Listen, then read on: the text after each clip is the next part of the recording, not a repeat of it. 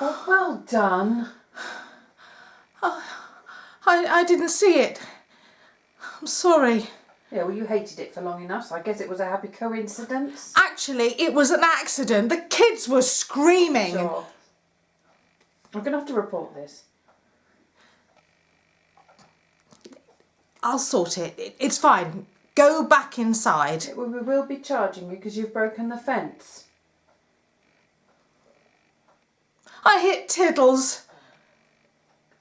Tiddles is all he has. Well, if the stupid thing stayed in its place, we wouldn't have this issue. Anyway, you saw what happened. It's not like I did it on purpose, is it? I'll write to him. Another passive-aggressive note. You're talking about the bins? I was being neighbourly.